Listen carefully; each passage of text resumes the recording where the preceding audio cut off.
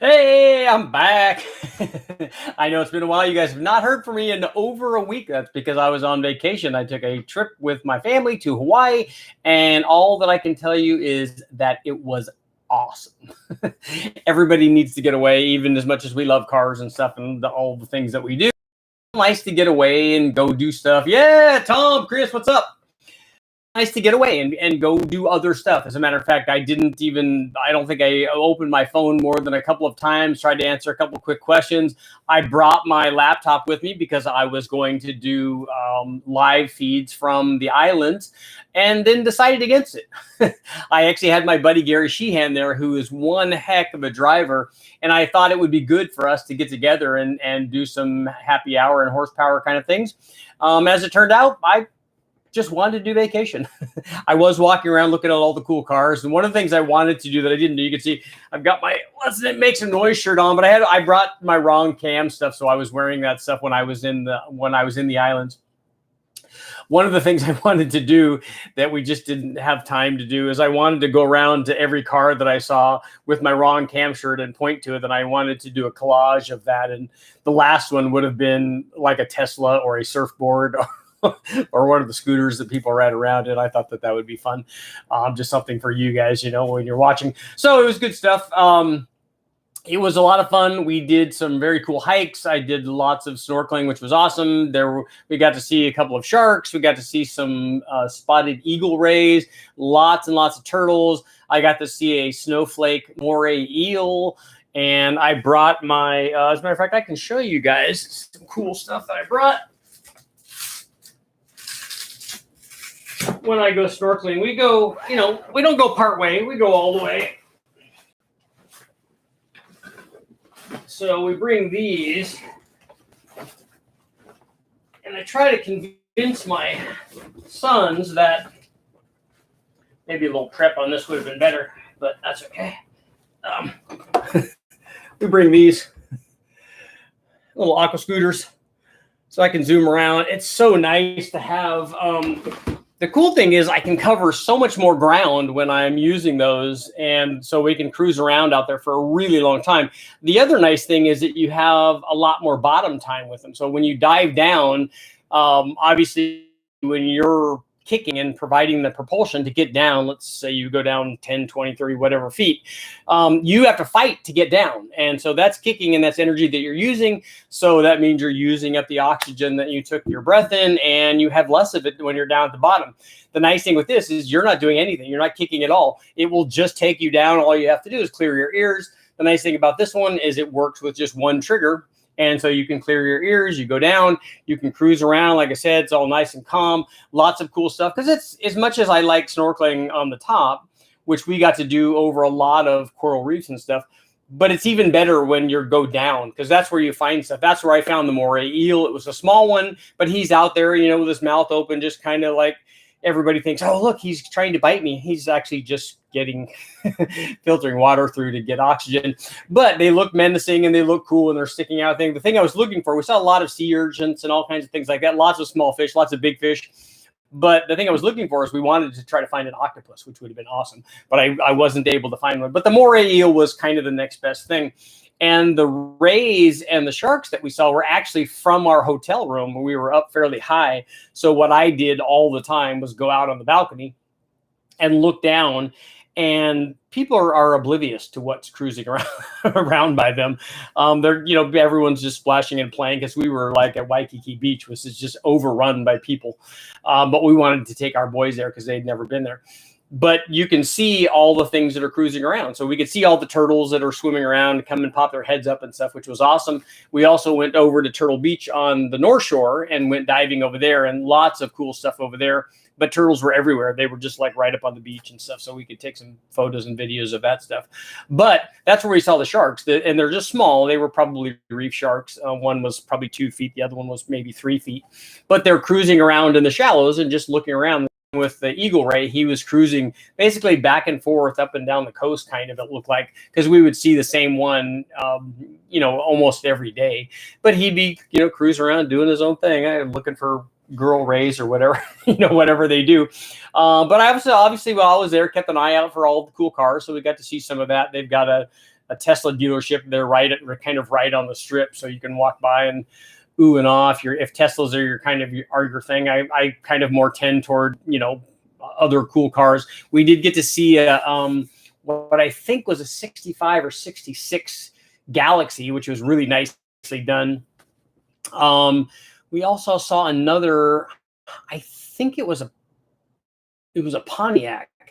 It was not a GTO. I think it was a Tempest, and it was very, very cool. So we got to see. I was, keeping an eye out for some cool. We hiked up Cocoa Head Crater, which was which was a lot of work, but my wife and I had done it before, and we wanted to show our boys, and so they could hike it up. And like I said, we were there with our friends, the Sheehans. It was awesome. So that was all good stuff. But tonight we're going to talk about the ultimate intake manifold, and only because I got this comment from an email or two about people asking me about that. They're like, yeah, I've seen, I follow your videos, and I saw that you did the, dual plane intake manifolds and single plane intake manifolds. And I was hoping that the tunnel ram style intake manifold, a la ProFlow or high ram for the LS guys, and for other stuff too. I was hoping that would provide like the best of both worlds.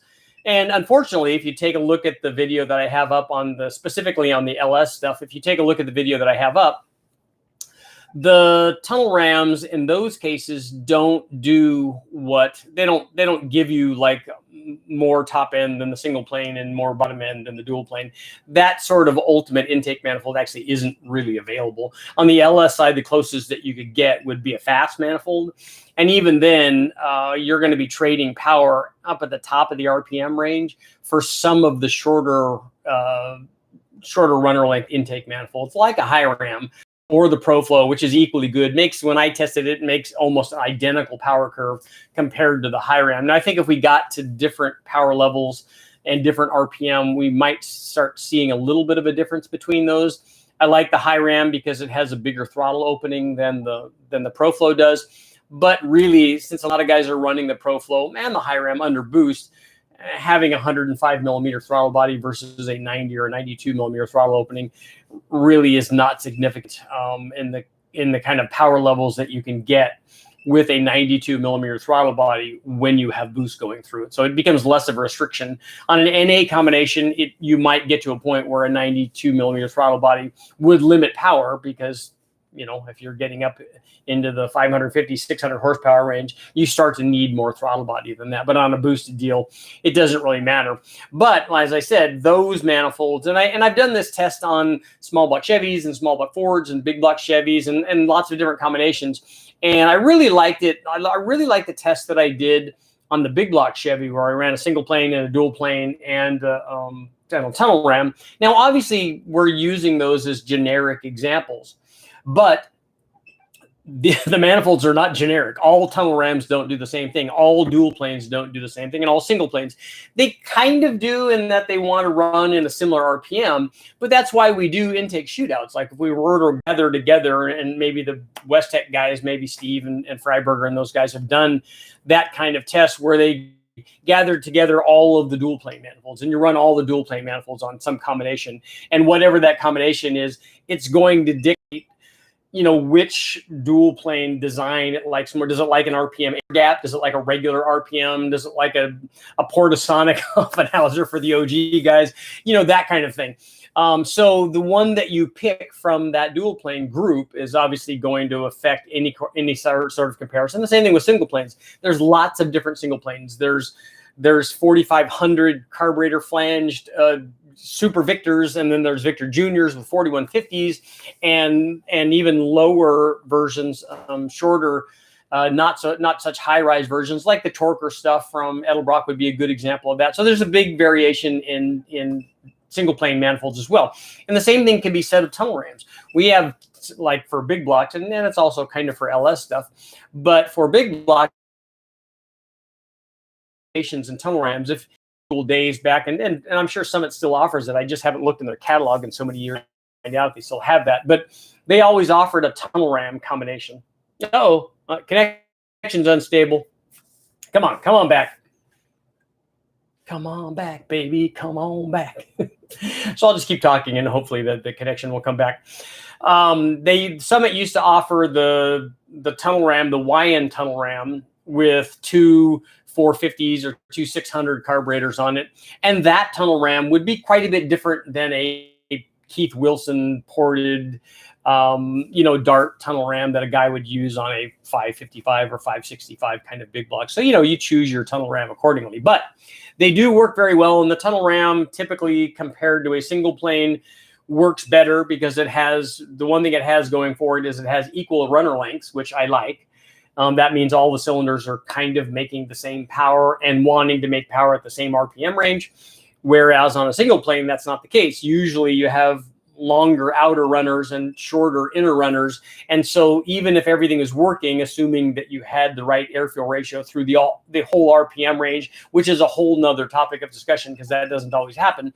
But even if you had that, like if you had port injection and you could run, individual tuning on the cylinders, even if you had that, they're still, because of the runner length, designed to operate at different engine speeds. So they're going to be wanting to make power. The short runners are on the single plane are going to be wanting to make power at a kind of higher RPM range than the longer ones are. So that's one of the reasons why I like the tunnel ram and why I think it tends to do better through most of the RPM range than a typical single plane.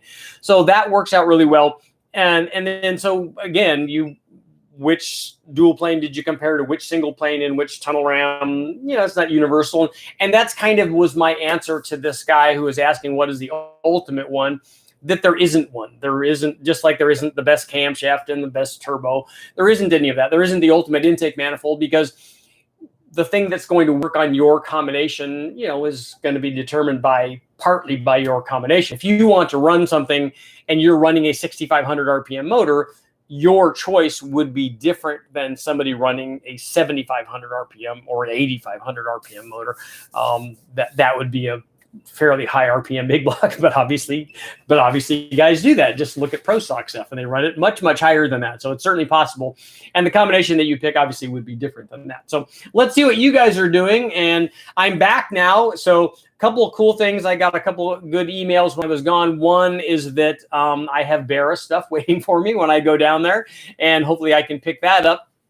Also, I need to check on the 4200, the Ameribarra, because if we're going to have a Barra, we have to have an Ameribarra. I need to check and see how the cylinder heads on the Ameribarra. They should be done, I'm hoping, so I can get down there and get back on the dyno with that combination and run more boost on it and kind of see how we're doing, and even get better baseline numbers, both for the early 05 and the 06 version, because we want to make sure that we have, especially with the 06, the poor thing had 3 dead holes basically, so it was not a viable deal. But hopefully with the head. And then the other thing that I can do is I can get baseline airflow numbers and then talk to Brent and get ported versions, because I think he has a ported head that he did for Calvin. Maybe Calvin's here. I haven't taken a look and see. Worship, what's up? Imagine a dual plane with a variable runner like Ferrari. I know I do love variable runner, and thank you, by the way. I do love the variable runner intake manifolds. So those are really, really cool. And like I said before, I've said a number of times, what a lot of people don't realize is they think when you have a variable runner length, like for instance, the GSR, the Integra GSR, it basically just has 2 runners, and so it has one length and then the other length, a lot like the runner length or the intake manifold, the FR500 intake manifold that I have on the modular Ford from Ford Racing, and the magnesium one that I have. It does the same thing. But the cool thing, and what Formula One used to do, and also what Mazda did on their 4-rotor Le Mans motors that they won with, which was awesome, they had sliding trumpets, so you could make it stop and start at any length. But the other cool thing that they did is, and they realized this, obviously they're much smarter than I will ever be, but they realized that when you change the runner length, it creates a sine wave. So it's got bumps in it. And so what they do is they cycle the runner length.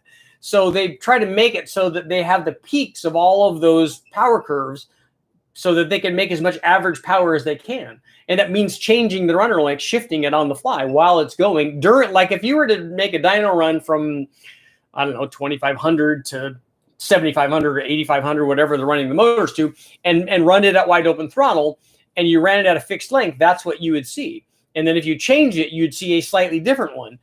but if you adjust it, you'd see the best of all of that, and while they're running. And I'm sure that they get even more imaginative than that from their programming. That's partly why they outlawed that, and they don't allow those in Formula One anymore. So at least I don't think they do. The book that I have said that they had outlawed it after they started using that, which was very, very cool. My head's too shiny. That's very good. So let's see what's going on with you guys. Let's see if I got any questions I can answer. It's good to be back. Let's see. I prefer low-end torque intake, especially big blocks with twin turbo boost. It'd be like a diesel. Well, then you can use a dual plane. A dual plane will definitely make it. It has really good low-speed power. Dual planes can even be better than long runner intake like long runner EFI manifold sometimes. So it works really good. The dual plane stuff works good, and then you can have the power that you want with boost, which you can add an infinite amount. If you have a 6-liter LQ4 and put 706 on it, do you have to get it tuned? Yes, probably so. Going to be putting 2 M90 Eaton superchargers on Dodge V10 truck. Going to put it in a 66 D500. That's cool.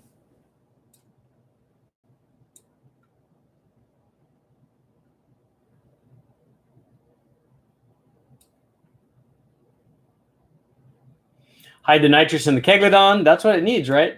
Man, I'd hate for that thing to have a backfire. Although it's fairly strong, though. Those kegs are fairly stout. How does a throttle body affect an intake manifold when it comes to RPM range? I don't think it does anything to the RPM range. A throttle body spacer does very little. A carburetor spacer below a carburetor, between the carburetor and the intake manifold, especially on a dual plane, that can affect the RPM range, because it basically wants the dual plane to act more like a single plane. So what it tends to do on an open spacer is lose power down low and gain power up the top. Yes, Jamie, it was a very good time. Let's see. So I have a belt drive supercharger question. How long runner intake or short runner intake for boost? The long runner and short runner doesn't provide cooling unless you're injecting the fuel at the beginning of the runner. Then there's more time for cooling to take place. Typically on an EFI motor, what happens is the fuel is injected down at the port. The long runner just adds torque, whether it's boosted or not. So long runner, short runner does the same thing under boost, regardless of whether you're getting it from a supercharger or a turbo. Most guys with blowers, especially a positive displacement blower, tend to have short runners for packaging, and also the fact that the blower tends to have immediate boost response and then can have lots of low speed power. But again, long runner, short runner still works the same.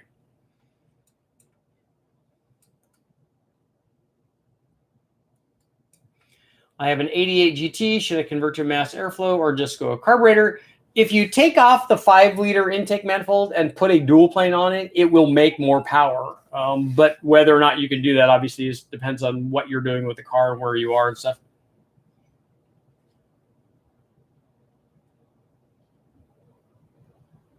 James, I told the turbo TBS owner that he should get another engine and gap the rings instead of trying to push the LS3. Lesson learned. Cylinder 7 had 90 PSI compression. That's a bad cylinder. Let's see. Do you have any build photos and specs on your VRI 2V intake? The power you made up with that manifold with the MPI heads was impressive. Yeah, we were able to get 300 at the tire with that, with a ported set of early non-PI heads. I think we had 274 cams in that, long tube headers and stuff, and it had a fresh short block as well, if I remember right. I think that it did. I'd have to look and see if I have any specs on it.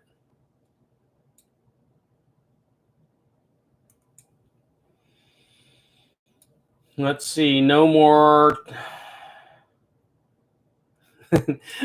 No, the French, the EPA wouldn't go after me. I don't do anything that's EPA related, so that's not a problem. I don't do any outside tuning or any of that stuff, so that's not me. I'm only on the engine dyno. Yeah, no more telescopic intakes in Formula One. They're turbocharged stuff now. Have you done any cast wheel versus billet wheel upgrade? No, I haven't done any of that, only because it's hard to actually do. People think that the cast wheel and the billet wheel is a thing, but what you have to look at it is there a change in the wheel design?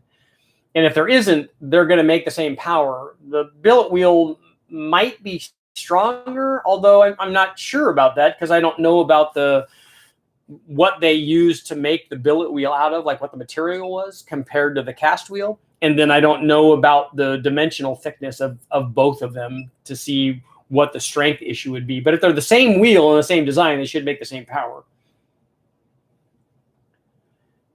Would be great to do another LFX with long runners so I can take a super short. The one that I really like to do after we get through all of the stuff that we're doing, look at that, that was cool. Wow. After we do all the other stuff that I'm doing already, is I want to do the V6 version of the new LT1.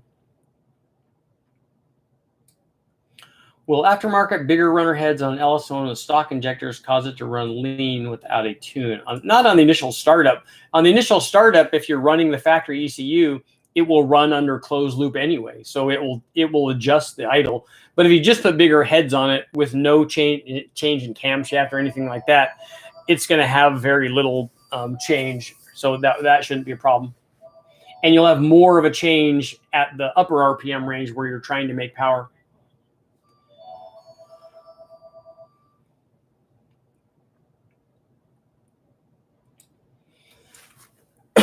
Excuse me.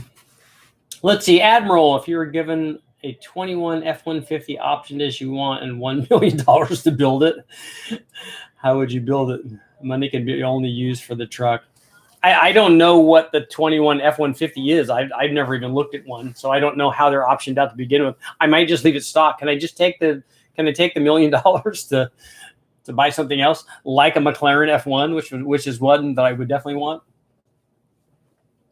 My plans for the Nova are to take it down to West Tech and get it running.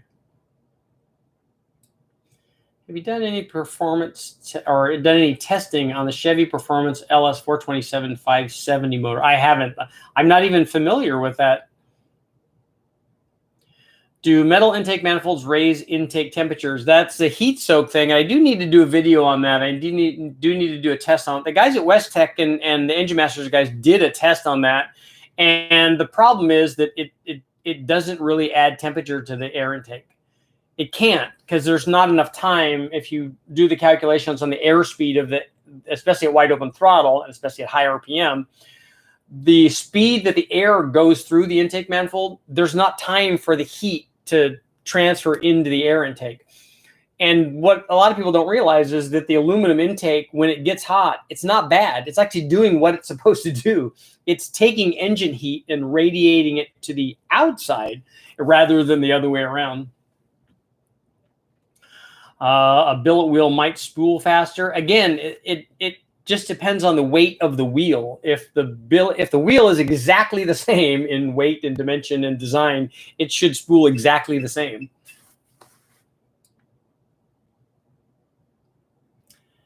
'03 Escalade, 373 gears, stock tires, stage 2 truck cam, long tubes, Trailblazer SS LQ9, 210 heads, cold air, drive over throttle body, less truck, throttle body work, or do I need to go bigger? If you have a Trailblazer SS, do you have the stock throttle body that goes on the Trailblazer SS? Because that should be a 90 millimeter throttle body. If you have that, that's fine for what you're doing.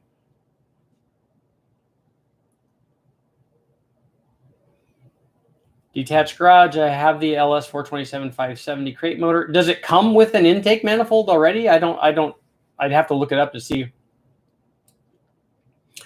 Can you please do more videos on the 351 Windsor? I do like the 351 Windsors, and I do want to do a comparison of that and the Magnum and the L31 small block Chevy too, the Vortec one.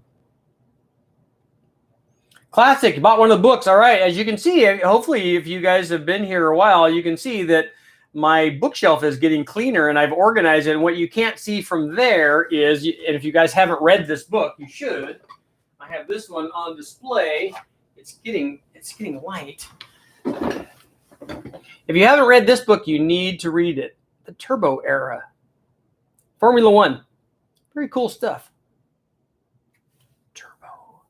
It is, as they say, chock full of turbo-y goodness. So if you haven't read that book, you should. I have lots of others from going through organizing the shelves. I know that people were complaining about that. But I'm changing lots of stuff. So we're going to be doing some cool stuff, which everybody will like. How about long individual intake runners and aim the injectors back up into the runner? How would that affect power? Formula One actually did that. They had the injectors aimed toward the direction of the airflow coming in. And you can do that. We've actually put injectors out at the top of the air horn on individual runner deals. I have that Honda video up if you want to take a look at that. You can see. And I even made a slider so that we could change the position of the injector relative to the air horn. We could change the standoff. The thing that you'll see is when you run this thing, if you are in a position where you can watch what's happening with the fuel, you'll see fuel standoff actually come out of the end of the runner while you run through an RPM range, like on the chassis dyno, let's say. You'll see fuel standoff. You'll actually see fuel come out of the runner, which seems odd. But you can aim it against it. You just have to have, they normally do it at very high engine speeds and lots of airflow. So I think you'd be better off just putting it higher in the stack and aiming it in, and it will work just fine. That way you'll get more charge cooling.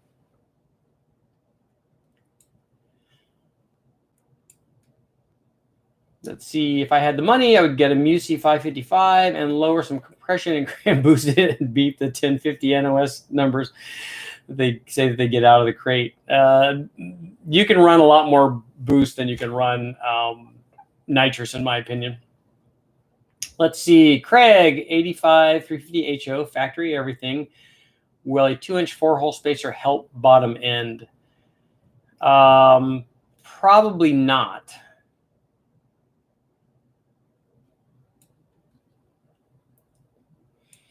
Where have you been? I've been a wreck without you. I'm back. I was on vacation. It was very, very nice. Let's see. Can you do a test on a 396 with a 454 crank, please? So you want the small bore with a longer stroke crank? We're going to have to change the rod length too, and the piston probably. It's very hard for me to find a 396.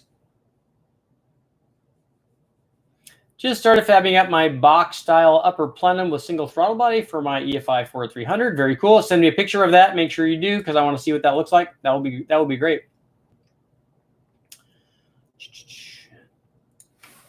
On the Engine Masters episode, they put ice on an intake to help gain a few horsepower.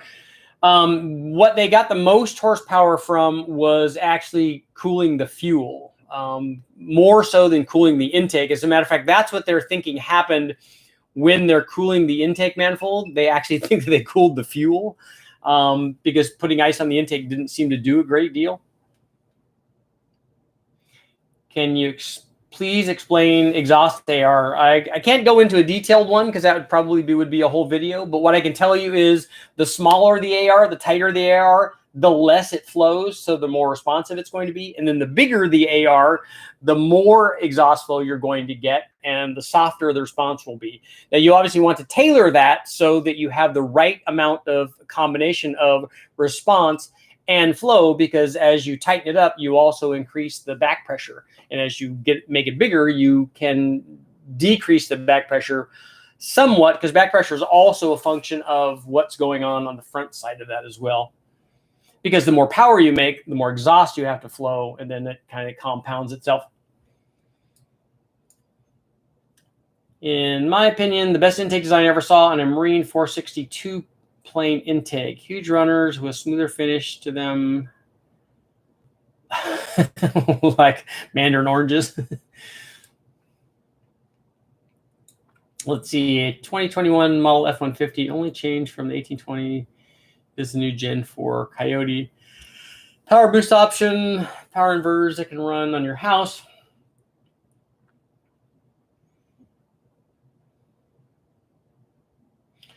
Have you ever run an air-to-air and an air-to-water intercooler together and stacked it, and will it super cool the intake? Well, think about this. That would only be the case if you can get the charge temperature down to the coolest that you can get it would be if you're using ambient water and you're using ambient air in your air-to-air and ambient water in your air-to-water, the coolest that you could ever get it down to would be ambient, because it's not going to ever get any cooler than what the transfer medium is. So even having two of them together will never get it colder than what the transfer medium is. If you use ice water and you use two ice water intercoolers, this is something I want to test. I want to see how cold we can get it down to.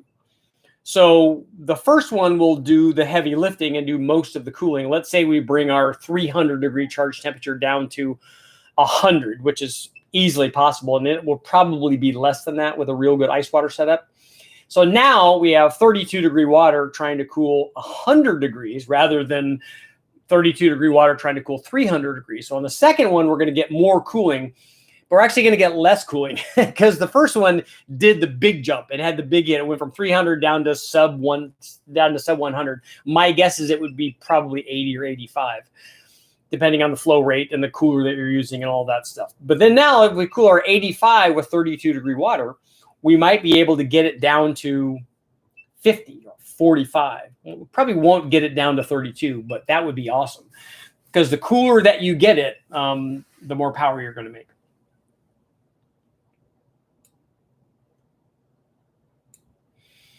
Ram air on an LS truck through the hood. That's good for power. It's not good for fuel mileage, but and from the hood of the truck can be hard, because the actual hood area can be a low pressure zone. There's a high pressure zone at the base of the windshield. That's how you get the air going through your vents. There's also in a truck a big high pressure area at the front of the car, like radiator area, headlight area. All of that stuff is usually a much better area to get it for, or from the inner fender well. You can duck it from there too.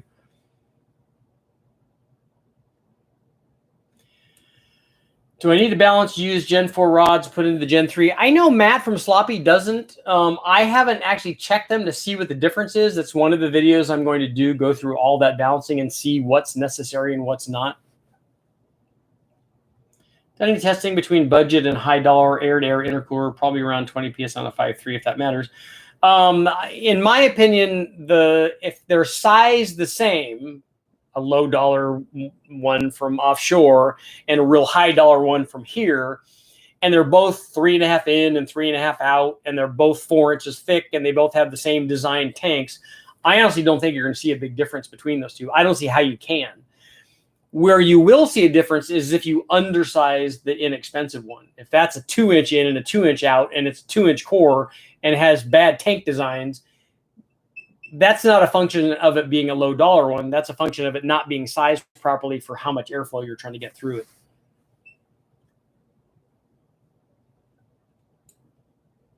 it. Tom, take a look at the reason that an intercooler works, an air-to-air intercooler works, and that an intake manifold doesn't work is because an intercooler doesn't work, like it doesn't cool with the tanks, with the end tanks. It's not the surface area of the tank.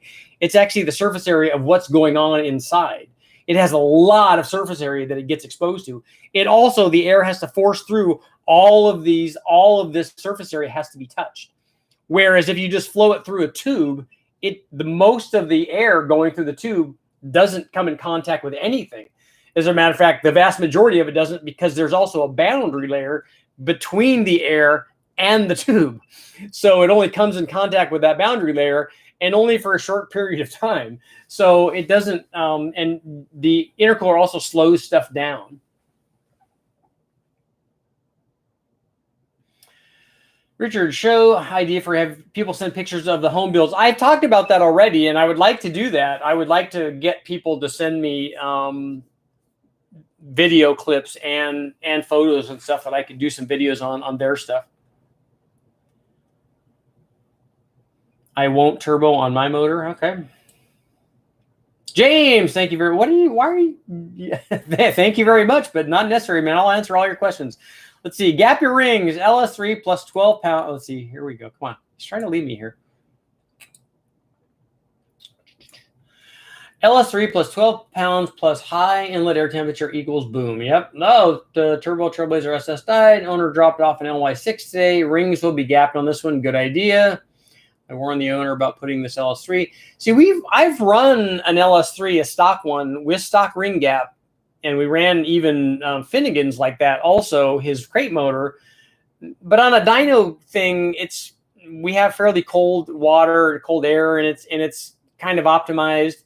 And we were running on the E85, and the pull, well, I mean, it lasts longer than a quarter-mile pull does, but that's good. And that's why I tell everybody, James, is that you never know what the gap is. Well, do I need to gap the rings? Well, what's the gap now? I don't know.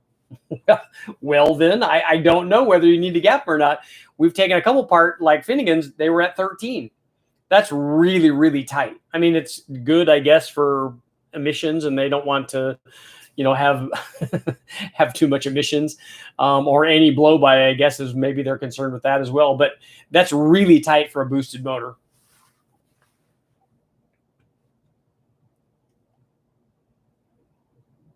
I know, Tyler, it would be good if I could see photos. And I would even like to have it so that we could talk to each other through the thing. That would be cool. And he plans on Ellis swapping my scooter. Yeah, that would be good. That would be good if he could like skip me across the water at about 70 miles an hour. Any news on the LT6 new Z06 flat plane crank double hurricane motor? I haven't seen anything on it. I don't know why they're doing flat plane crank stuff.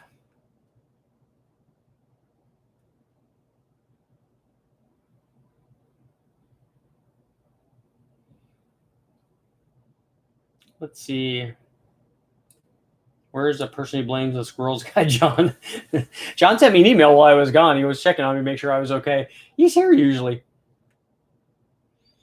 Can you do a show on tuning the Gen 5 VTEC? the Gen 5 VTEC Honda stuff?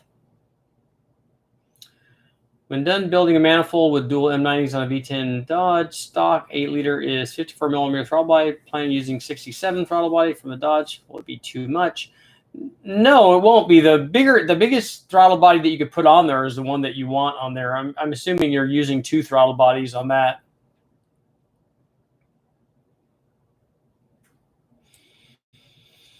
Yes, we need more 4200 power, Mark.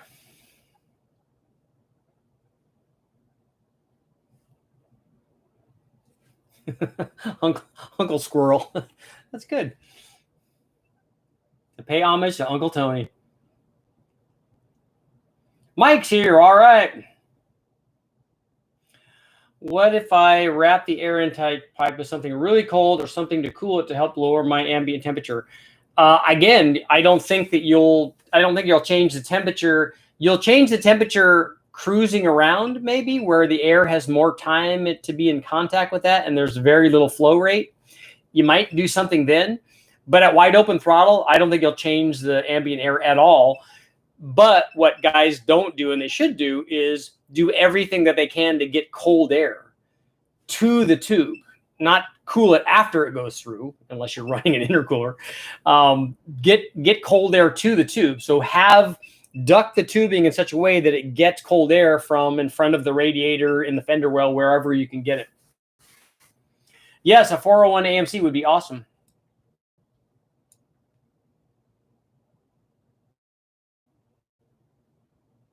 Which is better for a reliable 1,000 horsepower, an LQ9 or an LY6? I think that they're the same. I think that you wouldn't see any difference between those short blocks. Spray your air-to-air intercooler. We can do that. We've done that with nitrous, and it works, but it doesn't work as well as an air-to-water one, ultimately, if you're trying to make lots of power. Did you ever test a first TPI intake, I think you mean? I haven't tested a first one yet. I think that the owner of West-Tech had one on one of his small block Chevys, but we never got to compare it to anything. Do you think Top Fuel will ever go turbos? I doubt it. They tried doing it way back and they immediately outlawed it. An 8.1 would be awesome.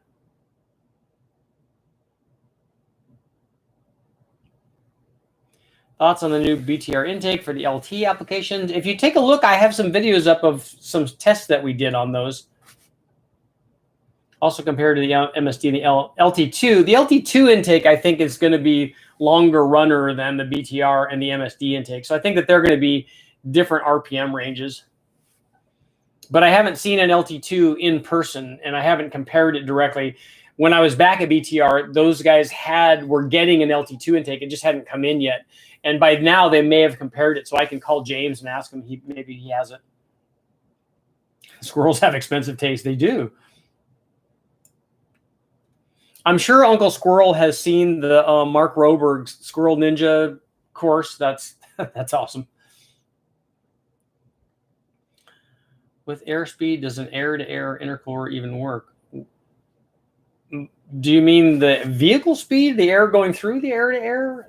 The air-to-air intercooler always works, even if you don't have lots of flow through it. It still works because it radiates heat out. What pistons do you think I should use for my stock Gen 4 internals on a stock Gen 3 block, trying to make 800 horsepower? Well, 800 horsepower is easy, even with stock Gen 3 stuff. We've done that a lot. Yes, everyone hit the like button. Homemade blow-through build video ever? I have videos up on blow-through stuff. I haven't ever done a homemade blow-through carburetor. We always use the CSU one. Any word on the 6-liter Northstar supercharger combo? I haven't tested it again. I'm pretty sure belt slippage though. What intake would you run on a 468 LS in a 4th gen? Well, what are you trying to do with it, Ryan? And take a look at the LS3 head tests, because we ran those tests, I think, on a 468, if I remember right. So take a look at some of those. And we ran, I think we ran mast intake manifolds.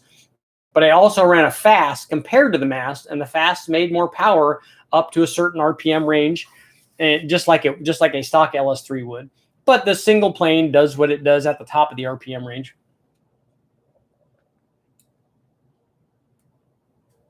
Yeah, 2x4 or the sheets of wood are expensive now.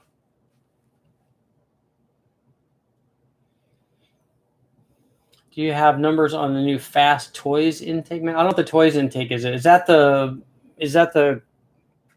LHR or whatever they're calling it? LSXR, LSHR? Is that the one that's we did a test on the Carbon TR or Carbon PTR, which Fast used a version of that.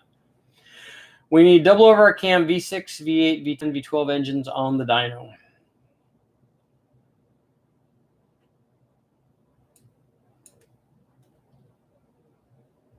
What's the general compression ratio of the 302 head test you did? I want to say on the 306 that we did, which was the first set, it probably was mid to high 9s, I'm thinking.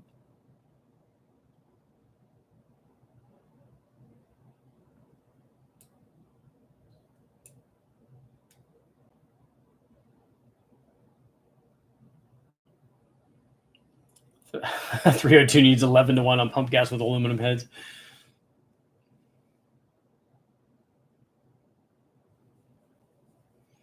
I just watched your Holley X-Ram. Yeah, the Cross Ram deal did good.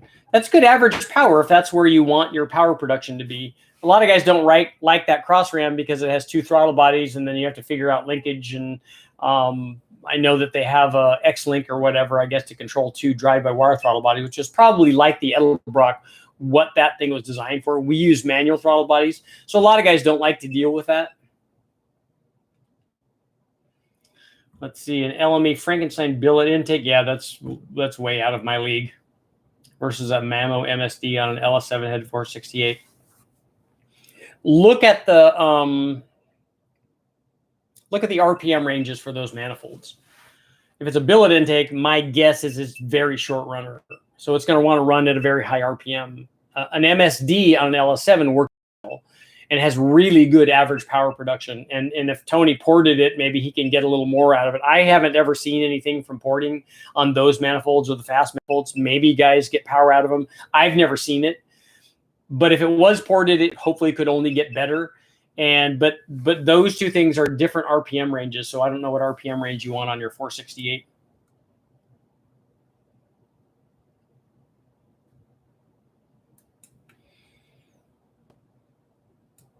Junkyard LS motors have ring gaps. Some of them do. Some of them are really tight. Gran, you picked up a 71 402. Nice. Although they were calling it a 386. Admiral likes his ring gap bigger than his thigh gap. Let's see. How much power will a stock crank hold? Mitchell, I don't remember what stock motor you're talking about, but stock cranks will hold a lot of power. I've never broken a stock crank under power. Gen 5 heads on an LS, there's no reason to do that. I have tuned lots of Hondas. I had for a long time the world's fastest Honda Civic. As a matter of fact, it's this one right here. Ta-da! Bonneville, 227 miles an hour. I love Hondas. I had a Civic VX I gave to my buddy Chad. I won a U.S. Touring Car Championship road racing in Del Sol. I do like Hondas a lot. What if I run no intercooler? That works good. What I like is guys that want to run no intercooler and no ring gap. That's always a good combination. Yeah, cooling the fuel, and that's another test I want to do. I know that the Engine Masters guys did that, but I want to do it also. I want to super cool the fuel on fuel-injected applications because, in my opinion, I've never measured it. If somebody has, let me know. I've never measured it. I've never measured the fuel temperature when you have 58 pounds of fuel pressure. I don't know how much temperature, I don't know what the fuel temperature ultimately gets to. I would imagine it's fairly high, and I'd like to see how much more power we can get from cooling it.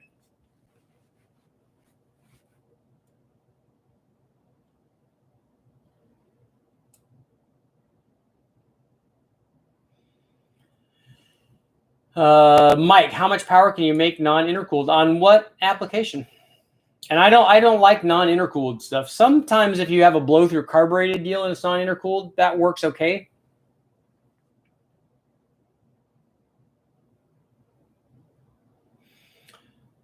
The Engine Masters episode, that's what I like. You make a good NA motor and it makes a really good boosted motor.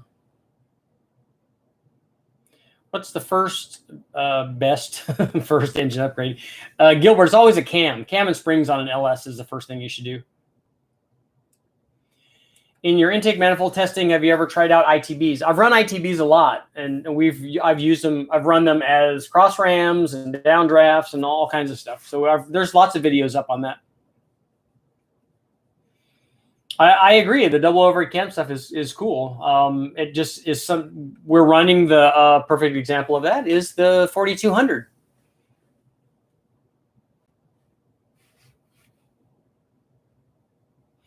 Have you guys ever run unequal length headers? Most long tube headers actually are unequal length.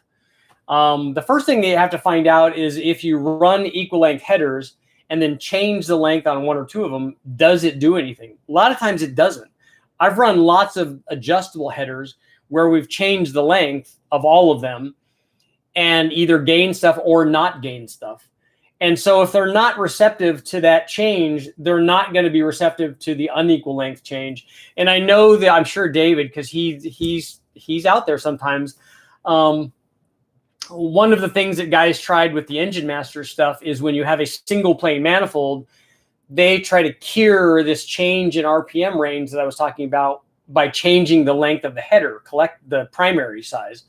So you want to change the primary size to adjust for the intake runner length. And in my opinion, you're trying to cure something with the wrong end of that, but maybe you can help that. If you do change the power, my suggestion would be you should have cured it on the intake side and on the exhaust side. Then hopefully you'd have the best of both worlds. But, there's adjustment to be had from both sides of that. DOHC. I have Honda videos up. Those are DOHC stuff and Coyote.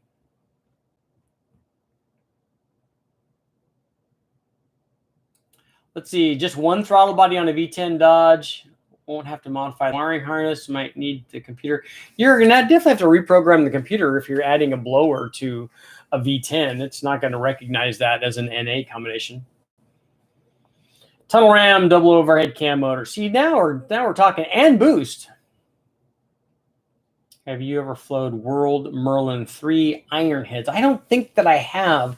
I don't recognize that.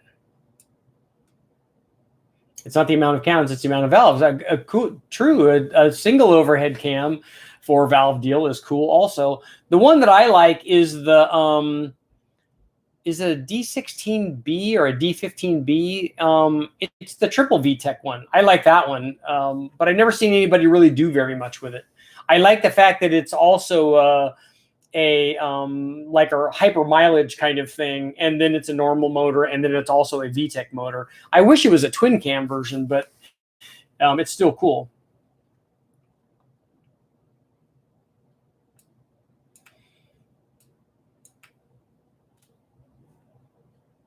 Twin EBG 35s on a 5.3. What size wastegate should I run? We run 45, so you could probably run 40s on that, but I like the bigger ones.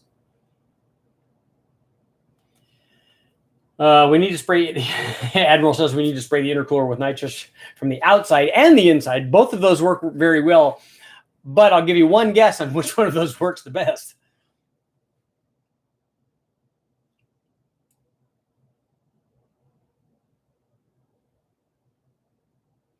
Big Block Chevy Oval open chamber GM castings with 113 cc chambers, flow over 250 CFM. Are those, if it's a 71, and those are original heads, are those 049s? Or are those peanut port heads? They wouldn't be on a 71 if it's an original head. What are your thoughts? 799 versus 317 with the North Star Supercharger combo. It doesn't make any difference. Both of those heads are going to make power. One of them is going to have lower compression. What's next with the 4200? We're going to put them back together and run them again with ring gap and head studs. Cross rams are also awesome. Is there a resource to know how to build an air-to-water intercooler system? What is it? What question do you have? Usually, air-to-water intercooler systems are a function of fitment in the chassis. So wherever you can put your intercooler core, and there's lots of them available, lots of different sizes and different flow rates and inlets and outlets and tank designs and all kinds of stuff. So find one. There's no sense in you trying to build one unless you're trying to build it for a pro mod or something, and it has to fit a specific spot. But if you're just trying to fit one in there, and then you just need to run the air from the turbo into the cooler and then into the throttle body, and then you need to run most of them have a separate water reservoir and then a circulation pump and then a secondary heat exchanger, like an oil cooler or trans cooler that you have up in front of the radiator. And then it circulates through that, and it works good. Yes, James, tell him. James is getting on those guys. Hit the like button, yo. I mean, if for nothing else, just look what I did to the what I did to my bookshelf. We're making changes. Come on. Reflect off my glasses? Nah. Come on, yo. I'm thinking about getting a different camera. I'm not really thrilled with this one. This one's not liking me very much. See, look, you guys will get to see the magic from the other side. Look. Wow. Yeah, I was all freaking out. What's up? Hey, look at that. It's back. It'll probably go away again. Let's see. Is methanol injection on an S475 LS enough to keep inlet air temperatures low for good power? Have you ever done a video on? I've never done a video on. I've done water meth injection, if that's what you're talking about. Not methanol by itself. Can we see the 4.6 North Star blow a head gasket on the dyno? I don't have a North Star, but you want to specifically have me put one on there so it will blow a head gasket? Have you played with Phytech singles, the single plane intake manifolds? The only Phytech I've ever run is the one that looks like a sniper, I think. Well, James, you need to post that video if it's not up. James says he has a video of the LS3 hurting itself.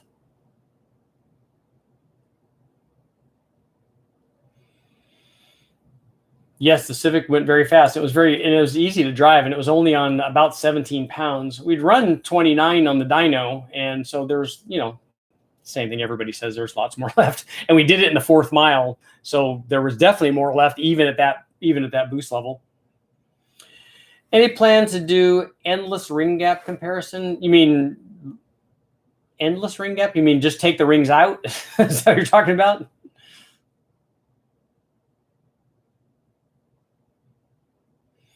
Yeah, the cool can, although I want to run something colder than that, and what I want to do is put, I want to run like an oil cooler element and then submerge that in ice water because I want to give it more time for cooling, because a cool can is just a spiral, and again, it's in a tube, and most of the fuel doesn't come in contact with the walls of the tube.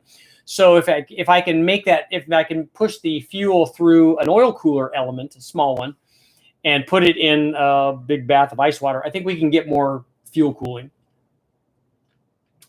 Best intake manifold for half-mile NA racing, LS7 with a mild cam.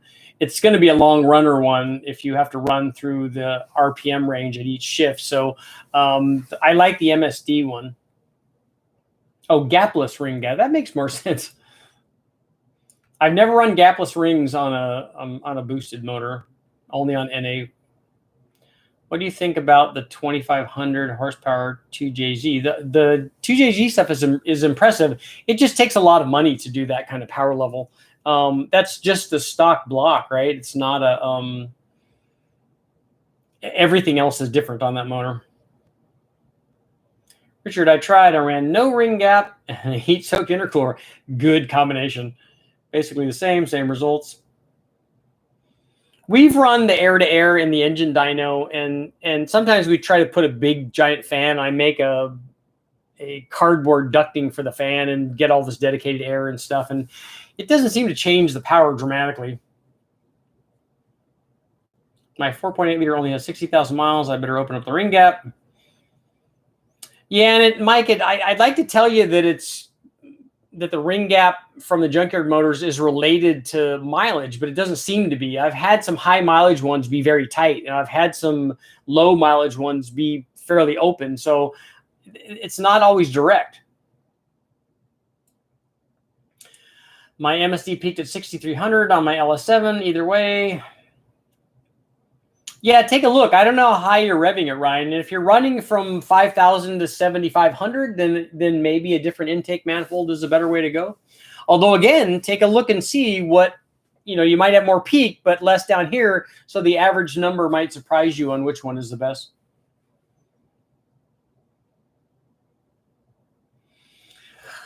Dodge Brothers is in the house. What's up? Mitchell Williams, want to make a reliable big bank motor. Will stock crank work? What rod and piston combination would you suggest with thinking about using boost line rods? What, Mitchell, is this an LS? Is it a big block? What is it? A reliable big bank. I'm hoping that you're meaning big bang motor. I have never played with a 14 or 426 wedge Chrysler on the dyno. I think that the guys from West Tech and probably Bob Mazzolini, they probably have run those, but I never have.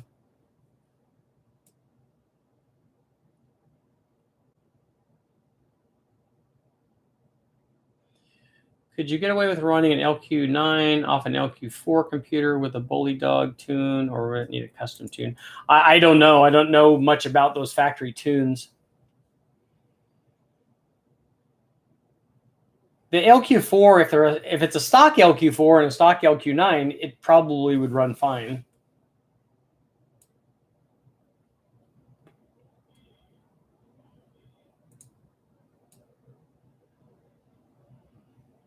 Can stock everything 862 heads work for 1,200 horsepower? You can make 1,200 horsepower with stock 862 heads. Not the stock ring, or not the stock springs, though. You're going to need a cam, and you're going to need springs, and then you're going to need boost.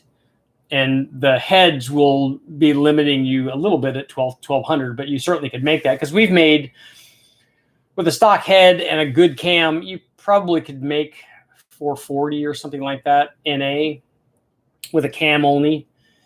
And I don't know if that's on a excuse me, on a 5.3 or 4.8. I'm subscribing. Welcome. Yeah. Brutal speed and tuning. Went 420s in the 8th mile, 5.3 with K1 crank and rods and Wisco pistons. Is getting my stock cam reground into a sloppy stage 2 worth it for 800 horsepower daily? It's so cheap to buy a camshaft. I don't know why you'd regrind yours.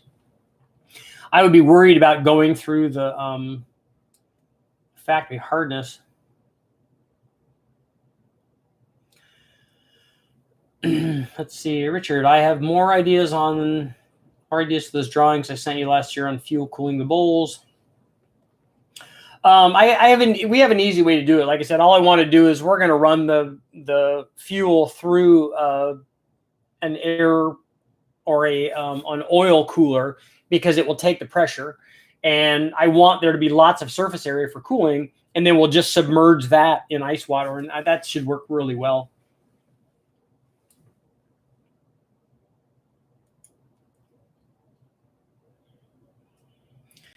Andy, I think we would see less of a distribution problem on a high ram than we see on the long runner intakes. The factory stuff is really weird the way that they do the intake manifolds. They're designed to only flow air, so it's hard to keep the fuel in suspension in those kinds of manifolds.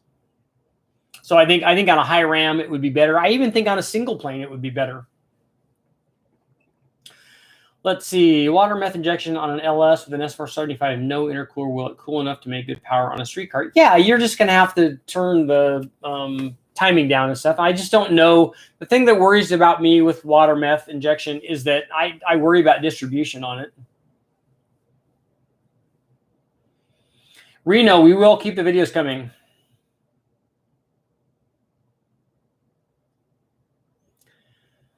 Lucy got a job, CNC machinist at the moment. Nice.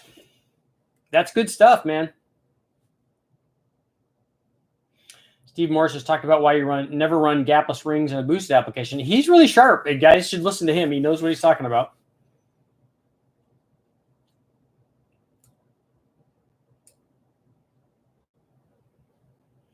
My 4.8 Chevy single turbo only makes power at high RPM.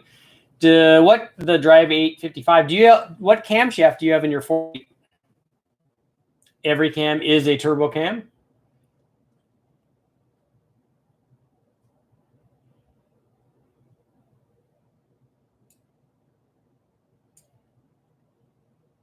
Mark was watching a video on the GM 2.7 Turbo 4 DVT triple lobe camshafts. How are they switching between cam lobes on that? Because VVT obviously is different than VTEC is.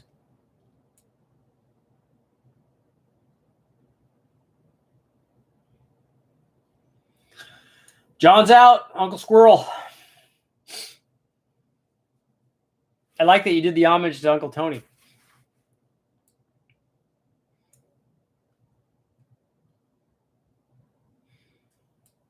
I don't see the MSD feeding the 460. It's not actually a flow rate problem. It's that the runner length is designed to operate in a given RPM range. Liquid nitrogen is what I want to do for a test on an air-to-water intercooler. Actually, it will be an air-to-air, but it will be submerged in liquid nitrogen. That's one of the things I want to try. How much intake temp can you get away with running E85 boosted EFI? Seriously, asking for a friend. I don't know. I don't know. I know that everybody wants a number. Okay, you can run 128 degrees and it will be okay, and at 129 it will break. It's not like that. It's how much ring temperature you have and how long you have that ring temperature that dictates the growth of the ring and then eventually snaps. So it's not just intake temperature. That's one of the things. And there's no direct correlation, in my opinion. How do you feel about an LME twin throttle body billet manifold on a 502 spinning upwards of 8,500? The solid cam 14.1 E85, 200 shot in my half mile. So this is a NA motor, 14-1, 8,500. I'd have to look at what LME intake manifold is. I'm sure it's a very short runner one, and on a 502 8,500, you'd want it to be short. And if you have a solid roller cam and you're wanting to make power at 8,500, hopefully you have really big cylinder heads on it. And you also have a cam that's going to be like a 285, 295 at 50 kind of thing. What would be an emissions compatible cylinder head upgrade to my Allen Root J302s? Wow, instead of AR heads, nice. Lanati System X 216, 226 roller cam. 40 over System X2 intake needs to pass registration where I live. I don't know. The Trick Flow has some emissions legal stuff, and I think AFR also does. And the AFR stuff certainly would be better than those J302s. Think of getting the cams reground on my BMW. Sometimes that's the only option, and there are regrind guys that will do that.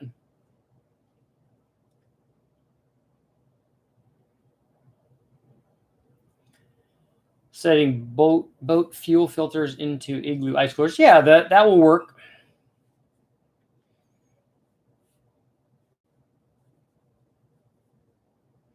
And if the fuel filters were some sort of metallic, if they were stainless or something, that probably would work better than if they're fabric.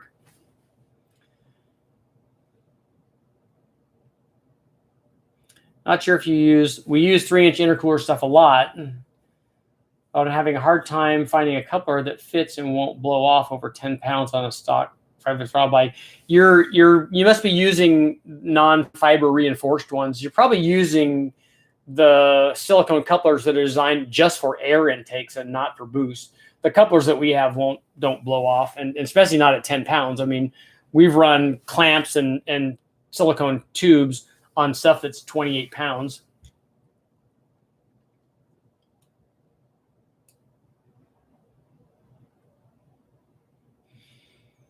I agree, Tom. I think that E85 is probably the ultimate stuff.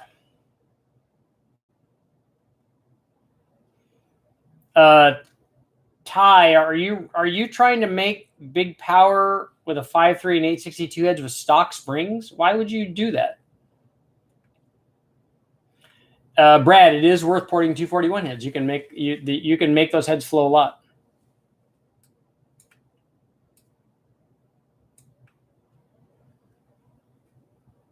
The Drive 85. You have stock heads? Is that your answer? Is that your final answer?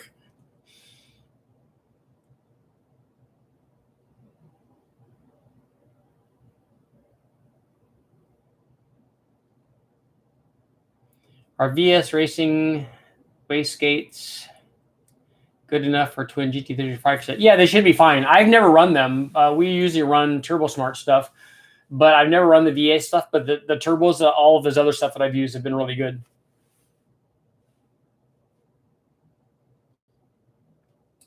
No diesel stuff. I won't run diesel stuff.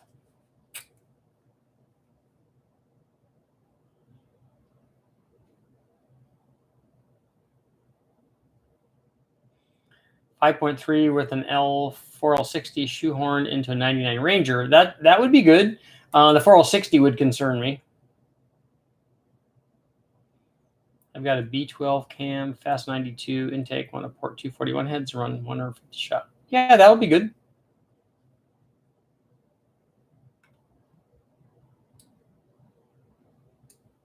Does port volume matter to a turbo motor like it does to NA? Can you get away with bigger ports on a turbo? I've done lots of port volume testing.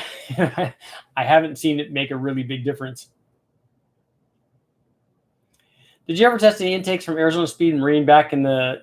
We tested them on Chevys, yeah, on mostly big block stuff.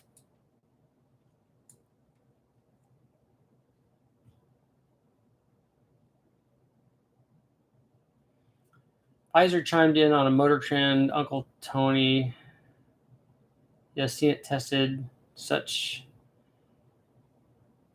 he has, it seems, tested such results multiple times. Are you talking about the piston swap thing?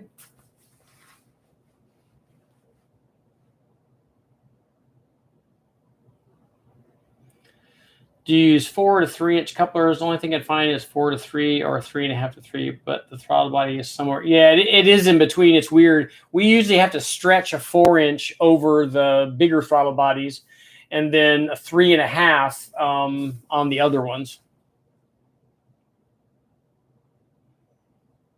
Mass 305s, LME CNC work, short runner design, current cam 279. Okay. Yeah, I don't know about CID heads. I've never run them, so I can't really comment on that. I don't know.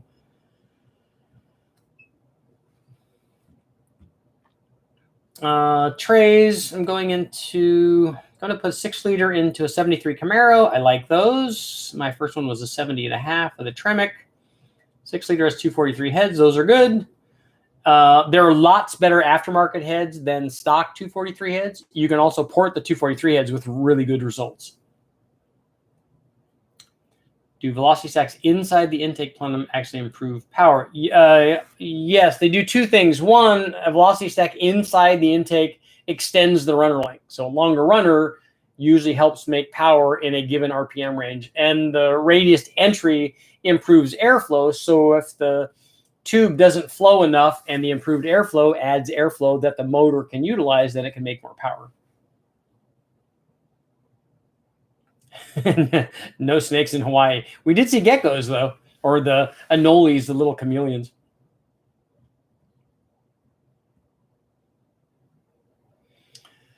Two bolt 496, 13.5, 4.7 swap, 800 lift, hold 1100 horsepower. Rings gap. You have the rings gap at 70? That seems like a lot.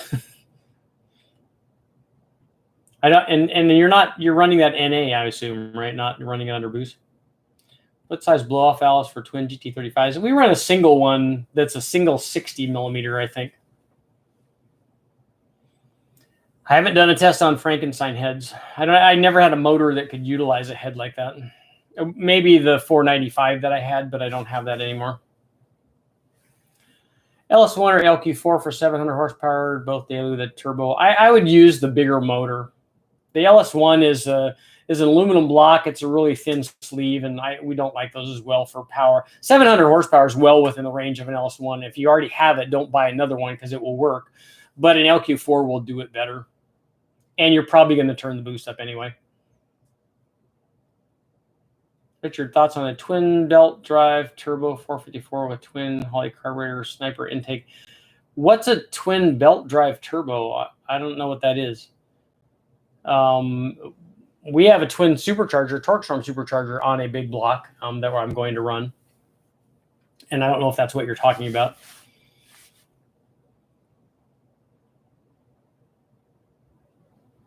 I'm using a sloppy stage 2. I saw you turn 7,000 RPM with a 5.3. I'm using an ATI pulley as well with a Holley high rise. If you have a Holley tunnel or a high ram and it's an LS, you have 243 heads. Yeah, you might not make peak power at 7,000 with a stock 243 head. I think we were doing it with a. It will rev that high if you have the right springs in it, but it's not going to make peak power there because we did it with a set of ported 205 heads or a ported set of 706 heads. Could you recommend a good cam for 400 horsepower motor and a 500 horsepower motor are two different kinds of camshafts. So you need to just pick one of those. On a 6-liter with 243 heads. Trey, take a look at the videos I have up on 6-liter performance. There's lots of dedicated ones on 6-liter performance. And there's also videos on LS how to make 400 horsepower and how to make 500 horsepower. And they'll show you that. But there's good cam stuff on the 6-liter stuff where I ran 4 different camshafts, so you can see that. And we ran 243 versus other heads on a 6-liter on an LY6. So you can see, so there's lots of 6-liter information up on the site already or on the channel.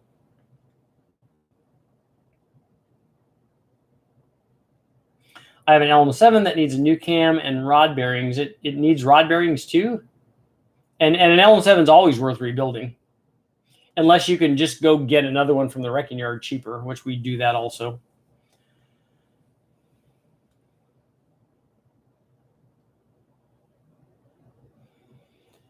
I don't know much about the 4R70, Devin, so I can't comment on that. Turbo 400s I know are strong and work well. If you're going to race it and you're going to boost it, then I would start with a 351.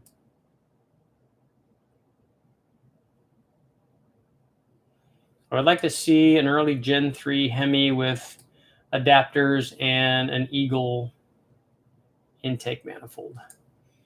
I've never had good luck with adapters, but I haven't looked at those specifically, so I don't know if those adapters will change the airflow dramatically, like some of the cathedral to rec port or rec port to cathedral stuff, which seems to not work very well. What's a good method to turn a 5.7 Vortec into a 500 horsepower motor? If you're talking about the original small block, getting 500 horsepower from that usually would require boost or a 383 stroker version. Missouri's in the house.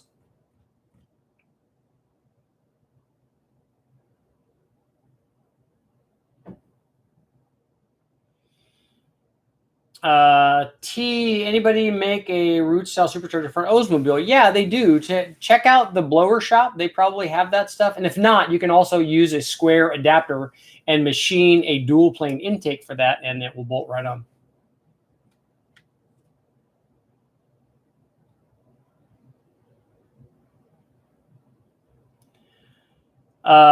Mick, yes, your combination will work at 800 horsepower with the stock rods. We run endless passes at 1,000 horsepower on Gen 3 stuff.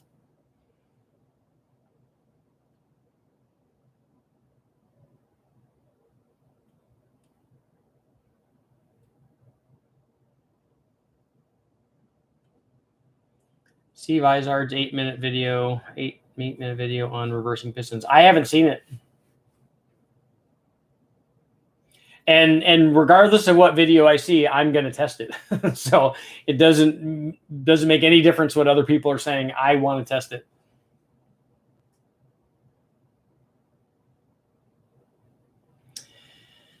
The Unknown Drifter, do you know if a 2200 RPM stall converter will work with a sloppy stage 2 373 gears until I can get a T56 swap? Yeah, that should be high enough for that. And what you didn't tell me what size motor this was. I'm hoping that it's a 6-liter. But even on a 5.3, it should be okay. What ring gap should I run on my stock bottom end forge internals? Probably an S475 or 2 of them. Well, 2 of them would be a lot, but you need to run around 28 to 30 thousandths. Big block videos. What's up? New York. North Carolina's in the house. Nice. I've been to Maxton. Just put it out today. He tested them in the 80s. Okay, cool. I'm sure at Uncle Tony's insistence.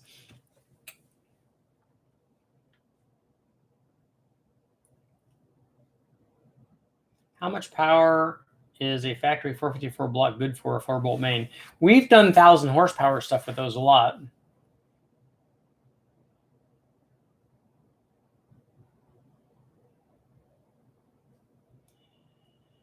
Miata Crosser. Can I use a stock converter in a 4L80 running around 800 horsepower until I get a T56? You got to tell me what motor that is and what camshaft it is. Just wondering where you get head studs for the 4200. Do you have to get the block machine? No, you use LS studs. What do you think about boring a 5.3 to 6.0? I've not personally done it. People have told me that they did. I would definitely get it sonic checked to find out what the end thickness is of the sleeve. I would think it gets kind of thin, and I wouldn't run boost on it. I don't even like running boost on the 3905 stuff that we do, like when we do a 383, or if you keep the stock stroke and go a big bore. In my opinion, if you're running boost on it, there's no reason to go to bigger displacement on a 5.3 because you can make a bajillion horsepower out of it and not have to worry about the other stuff.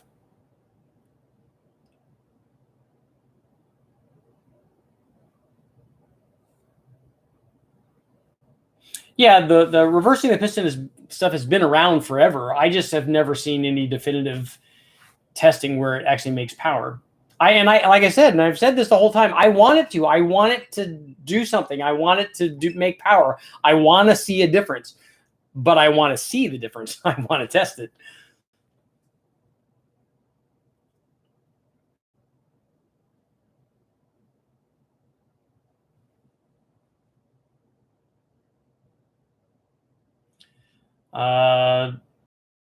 Block filled. The filled block concerns me about the 2-bolt. It would be the strength of the 2-bolt. that. I just don't know how many runs you can get out of it at that power level.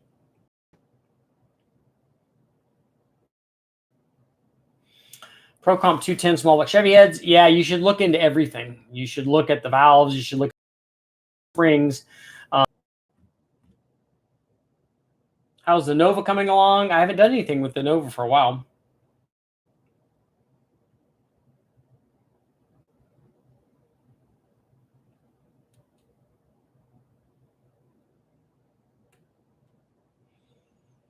We got to do something about the RPM Act. The RPM Act actually is the thing that we like. That's the SEMA guys doing something against the people that want to stop all of this, any sort of modifications at all. What compression ratio for a 6-liter LS, 20 to 25 pounds of boost? We run anything in the 10 and lower range for that.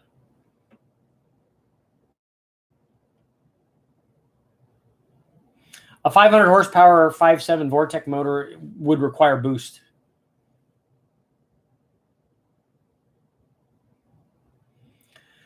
Izard said he picked up 30 horsepower from optimizing header length for each cylinder on a V8 over race headers. See, that's the thing. I like David, and I know that he does good stuff. It's just that when he says stuff like that, then people think that that's like a reality, and I don't think that it is. I don't doubt that you can pick up. See, 30 horsepower from a header thing is a lot anyway. From any kind of good header, picking up 30 more horsepower is really, really hard to do. And saying it's from a race header, like if you took a Cup motor and had their race header on it, there's no amount of extra tuning that he could get 30 horsepower from their header. So that's what people think, that they think that he's working some kind of magic over guys who are already qualified to do this. And I don't think that that's the case. I don't doubt that you could get 30 horsepower from a bad set of design headers for that application. Even then, that would be a lot, but that's possible, but not from a good set. Because I've done lots of header testing.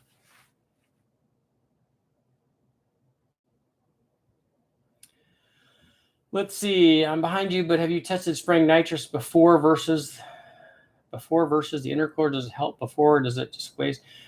You don't want to run the nitrous, and especially fuel and nitrous, like we normally do a wet shot before the intercooler. There's no reason to do it there. The intercooler is. So you want to inject the nitrous, and if you're doing nitrous and fuel, you usually want that to be fairly close to the intake manifold. And you can adapt your 2-bolt into a 4-bolt with splayed caps from like the guys at Miledon have that in, so you could turn it into a 4-bolt deal.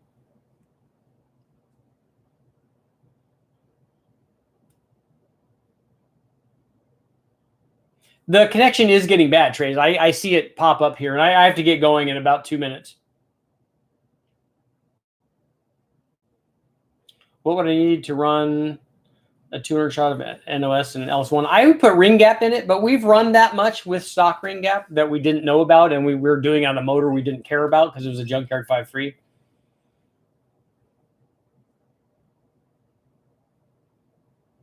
See, Linwood, that's what happens. You shouldn't ask a question, and then the connection wouldn't go bad.